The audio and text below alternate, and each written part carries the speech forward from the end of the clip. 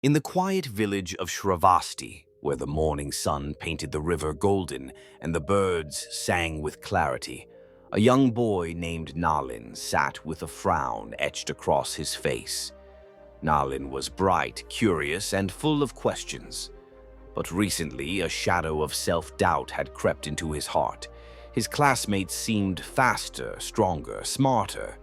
His father, a humble potter, tried to comfort him.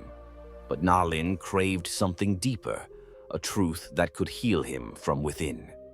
One day, word spread across the village that Gautam Buddha had arrived to teach in the nearby monastery.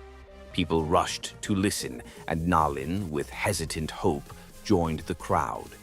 When the gathering dispersed, Nalin stayed behind.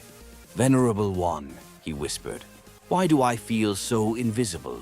No matter how hard I try, I feel like I achieve nothing. Others shine. I only struggle." Buddha turned to the boy with eyes full of peace and said, "Would you walk with me?" They strolled in silence through the forest path, the breeze gentle, the leaves whispering. Buddha then pointed at a tiny seed barely sprouting from the ground.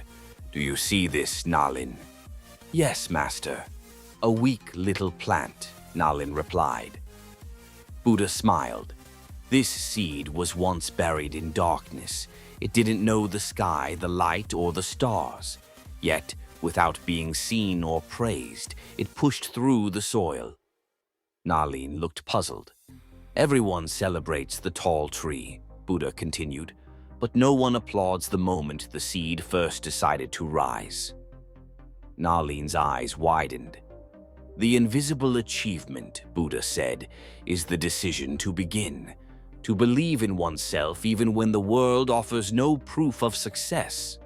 That silent strength, my child, is what creates miracles." He bent down and gently touched the sprout. "It doesn't compare itself to the banyan tree. It just grows, quietly, daily, faithfully." "But what if I never catch up to others?" Nalin asked, eyes still uncertain. "Then you will still have bloomed in your own way. A lotus doesn't bloom in the sky like a star, yet it's just as beautiful in the mud. You must stop measuring yourself with another's journey." Nalin stood silent. Buddha then knelt beside him, drawing a small circle in the sand. "This is your mind. When filled with comparison, it shrinks. But when filled with gratitude and focus, it expands."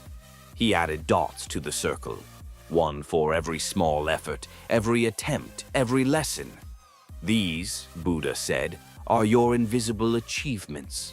The smile you offer when you're hurting, the discipline you keep when no one watches, the courage to rise again after failing. These are the foundations of a positive mind." Suddenly, Nalin understood.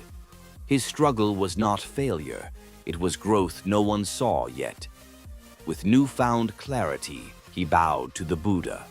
And from that day forward, Nalin stopped chasing the shadows of others and began nurturing his own light.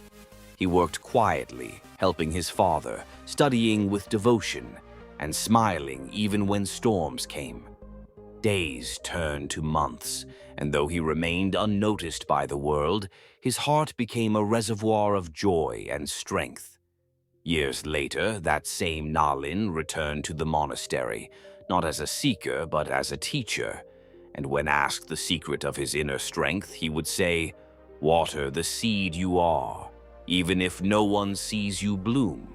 Because greatness begins where no one is looking, and that is the invisible achievement, the silent triumph of a positive mind."